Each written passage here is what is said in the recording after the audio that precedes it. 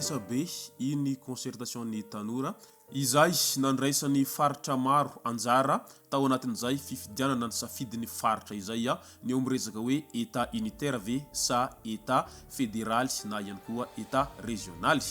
Ka ny pitsopitsony mahakasika an'izay ny fakafakaina amintsika atao anatin'ity vidéo ity ka manasa antsika rehetra anaraka an'ity vidéo ity hatramin'ny farany.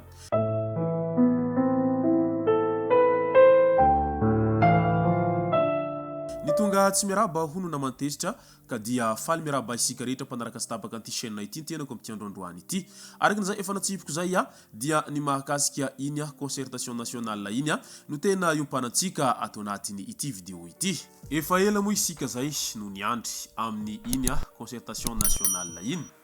Natao moa izy iny tamin'ny farany volana Jolay teo ka maro ireo resaka mandeha tsiroa ary maro ihany koa ny fanakianana izay azon'ireo solotena isam-paritra tao anatin'izay fisafidianana ny état unitaire sa état régional izay. Raha tsy hivina mantsy ny tantara dia tao anatin'ny fotoana lava isika ary tao anatin'ny fotoana marobe isika no niaina tao anatin'izay état unitaire izay. Izay tsy dia manome tombon-dahiny loatra ireo faritra manerana nosy fa toa ry zareo ao fovoantany ihany no tena mahazo tombony amin'izay resaka fanaovana état unitaire zay. Raisitsika ohatra ny eo amin'ny sehatry ny fandraharahana dia matetika ry zareo ao fovoantany no tena mahazo tombony betsaka ao anatin'izay resaka fandraharahana izay. Eo amin'ny sehatry ny vanilla ohatra dia lasa miakatra ny Antananarivo avokoa ny fangatahana ireo pitsopitso sy ny taratasy mba afahana manondrana izay vanilla izay nefa any amin'ny faritra no tena tompon'izay vanilla izay fa tsy niany Antananarivo hoy ireo mpiavy izay menomenona lava ary malahelo amin'izay hoe tsy maintsy miandry fanapahan-kevitra ny avy any ambony foana vao afaka misehatra ao anatin'izay fandraharahana vanilla izay ireo olona izay mipetraka sy monina any amin'ny toerana izay tena be vanilla no sady mamokatra vanilla izay. Raha toa ka taloha ny capitale de vanilla tany Antalasambava dia lasa nafindra any andrenivohitra indray zany resaka capitale de vanilla izay noho izay fiainana ao anatin'ny état unitaire izay hatrany. Ka eo indrindra no mampimenomena anireo faritra maro manerana nosy noho izay fanaovana sy fiainana tao anatin'ny état unitaire izay tsapan'izy ireo sitan'izy ireo fa tsy dia manome tombony loatra ireo faritra sisa manerana nosy. Eo ihany koa ny eo miresaka fotodrafitrasa sy ny fampianarana dia toa tsy zarizary ny any amin'ny faritra maro. Ny eo miresaka fampianarana izao dia mbola maro amin'ireo faritra any ambanivohitra any no tena miaina ao anatin'ny fasahiranana sy ny tsy fampiny fotodrafitrasa ny eo amin'ny lafiny fampianarana izay. Eny araka ireny hitantsika matetika ireny maro amin'ireo any ambanivohitra any no miaina ao anatin'ny faharatsiny sekoly sy ny faharatsiny ireo fotodrafitrasa izay tsy misy pia sy tsy misy mpanaramaso mandraky tiany androany.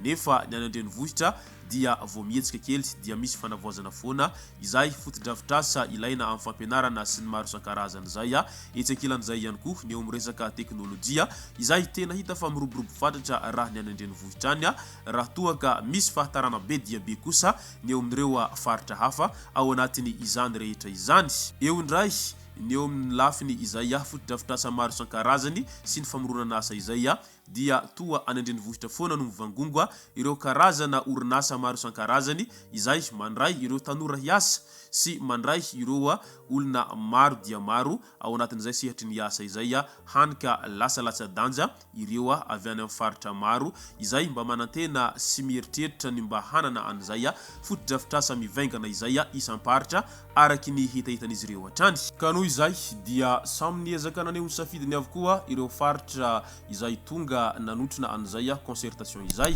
Izany hoe ireo solotena isam-paritra izany ny marimarina kokoa. Ary maro ny nanantena fa mety ho lany amin'izay ny état fédéral izay tena nihirahiraina sy nangatahana foana ary nidinana teny an-kianja tamin'ireny fanonganam-panjakana farany teo ireny satria mahatsiaro ho miaina ao anatiny izay hoe ankilabao zay ireo avy any amin'ny faritra noho izay fiainana tao anatiny état unitaire izay. Nefa moa tsy zay ny zavanisy rehefa natao ny fifidianana isam-paritra izay. Lany tamin'ny 120 ny état unitaire raha toa ka nahazo folo kosa ny état fédéral fa ireo faritra ambiny kosa dia tsy nifidy tao anatin'izay état unitaire na état fédéral zay fa nanaraka ny hevitra ny Ireo izay maronisa tao anatin'izay fifidianana izay no nataon'ireo faritra hafa izay tsy tonga nanotrona an'izay fifidianana tao anatin'ny concertation nationale izay. Tao anatin'izay concertation nationale izay ny tinina naitrany maro nisafidin'ireo solon-tena izay avy any amin'ny faritry ny Sava iny izay nisafidiny état unitaire.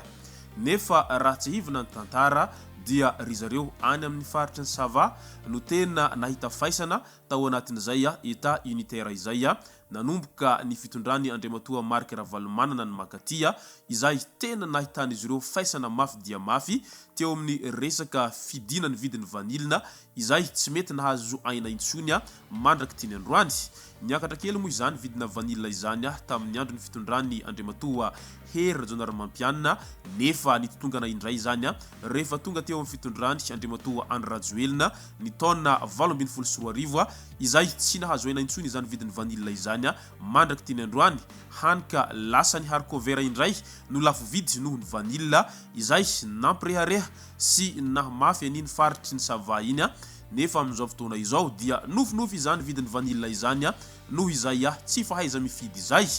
dia mbola namerina an'izay tsy fahaizan'izy ireo mifidy izay indray izany ry zareo avy any amin'ny faritry ny Sava izany hoe nisy olo-tenan'izy ireo izay tena natezitra n'ireo zanaky ny faritry ny Sava mafy dia mafy moa izay safidy izay nataon'ireo solo-tenan'izy ireo izay no ampangain'izy ireo fa tsy misy dinika avy tamin'ireo tanora avy any amin'ny faritry ny Sava izay safidin'ireo tonga nanotrona an'izay concertation nationale izay fa safidin'izy ireo irery zany ary maro ihany koa ireo mihevitra fa mety nisy nanome vola indray angamban'ireo solo-tena izay nandeha nifidy izay matoa ny safidy ny hijanona ao anatin'izay rafitra état unitaire izay ho ireo zanaky ny faritry ny Sava fa tena tsy mety amin'izy ireo izay safidy izay nataon'ireo solo-tenan'izy ireo izay mitonona ho zanaky ny faritry ny Sava tonga ny solo-tena izy ireo tao anatin'izay fifidianana tamin'ny concertation nationale izay natao tamin'ny farany volana Jolay lasa teo izay.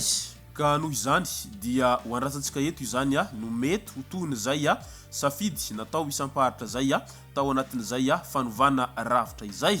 asa raha hijanona amin'io état unitaire io ihany isika ao Madagasikara ao asa raha hifindra hiova ao anatin'izay hoe état fédéral izay. Ka izay sy zay no masaka azonaroso tao anatin'ity vidéo ity tomboky lasy tomboky vavy misaotratsika rehetra nanaraka an'ity vidéo ity hatramin'ny farany azadino ny milaiky ny vidéo antsika ary tsara voatrano ny miabone amin'ny chaîne antsika mba ahafahanareo manaraka tsy tapaka ny vidéo zay lefa nahita isan'andro tomboky lasy tomboky vavy mankasitraka dia mirary soa.